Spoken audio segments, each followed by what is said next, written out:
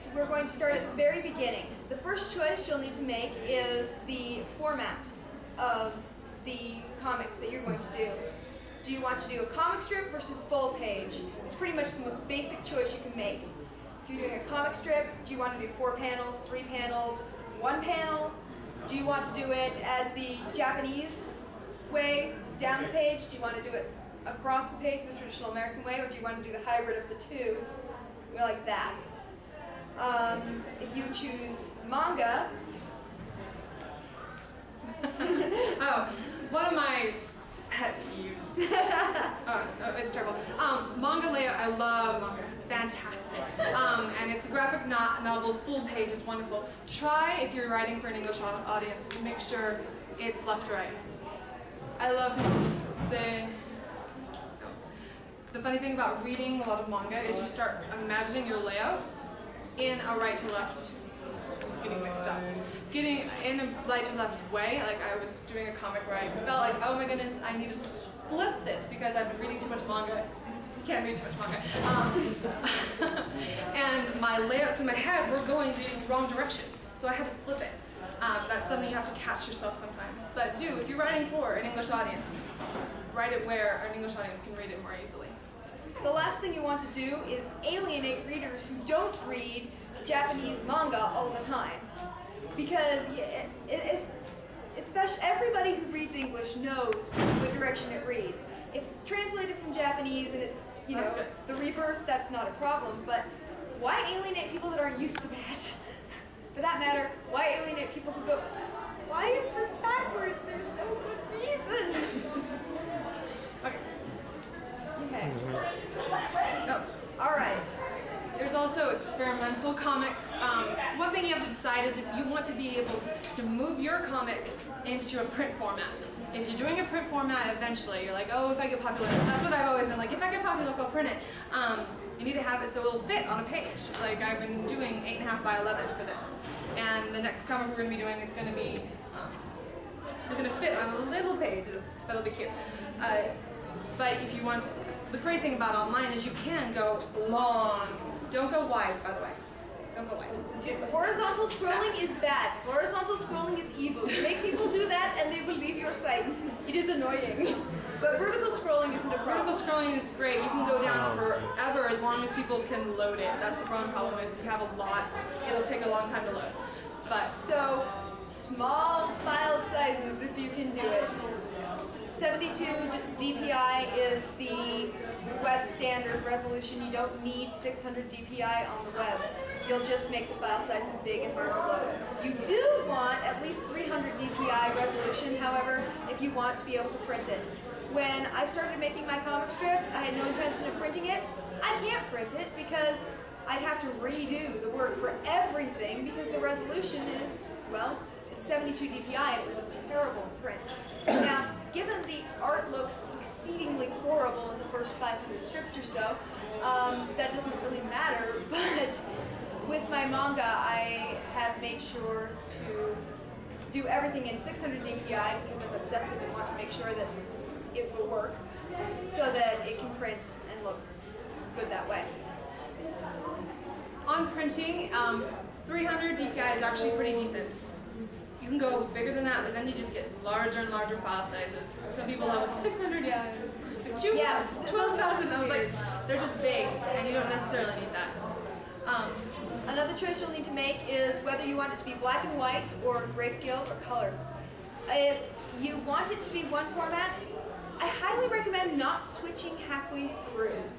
You can get away with changing black and white to color, although that is jarring for readers, and so it's not exactly a reader-friendly change.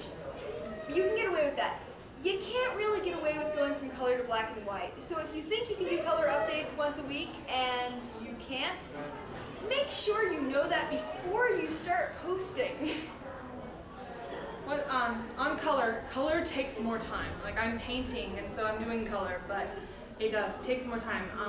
Grayscale also is easier and cheaper to print. Yes. So if you want it to be cheap and easy and quick, grayscale is a good idea.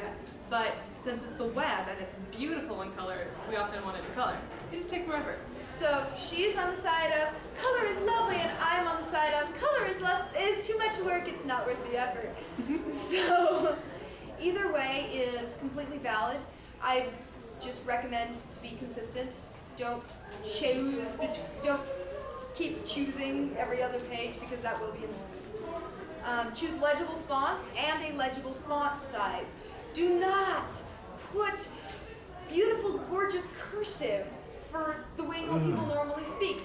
People can't read that easily. It's really hard. It's okay for a title or a logo, but don't do it for normal dialogue. It's annoying. Also, do not make your font size way too small to read. A lot of people do that, especially with mangas. Full page layout thing. They'll have a word bubble this big and then have like 3 paragraphs of text in it. It's like, I can't read that. So you just skip the whole thing, and chances are it was important, so you don't know what's going on in the story, and then you stop reading. A trick to do when you're doing your first doing your webcomics, you often want to work in the larger file size so that you can print it someday. But when you're putting the text on, it will get smaller. You won't be able to judge the size very well. So what I suggest when you're first starting is to make your comic the exact size it's going to be with 72 DPI, and then put the text on it and see what that looks like, because that will be what size it will be on people's screens. And so then it's always good to have a copy that is the large, will print really pretty, but you can often transfer afterwards. But anyways, what I do it in the 72, and so you can make sure it's very readable. That's good advice. What I do is I letter it, I resize it, I look at how it looks on my computer resized, and then I go back and change anything because I don't want to have to reletter anything because I'm lazy. Very, very, very important. Back up your work. I have a friend who had a webcomic that lasted nearly 100 strips, full color, pretty good comic. And one day, her site went down because she'd been getting free hosting, not from any of the free hosting services, but from some random person that offered her free hosting. And that person stopped paying their bills, and the site got deleted. And she lost all those files, and being not particularly bright in this instance, she had deleted all of her files from her hard drive. That comic no longer exists. She was finally able to recover it by paying the web host to recover the information, but that was a year later, and by that point she wasn't interested in the story anymore. So that webcomic died because she did not back up her work. This is crucial, back it up! Yeah. My hard drive died the very beginning of last year, or this year, and I've lost a lot of print size files. I still have all the ones for the web, but I don't have the ones that are able to be printed. And so it's so sad. That's a lot of work I lost. If you have a DVD burner or a flash drive or something, make backups. I recommend once a month of all your personal files. It's smart anyway in case you get a virus or your computer gets struck by lightning. That happened to me when I was 15. My computer got struck by lightning and I lost everything. It was traumatic. I've been obsessive about backing up ever since. Carbonite.com. What's that? Carbonite.com. I'm looking into that. Alright, so, another thing, don't have too much white or too much black, and please, if you're doing color, don't make it all pastels. I've read a comic that's all in very light pastels, and the coloring is really hard on the eyes. It's just really hard to read more than a few pages at a time without your eyes getting. So don't do that. A good balance, readability. Yes. All right.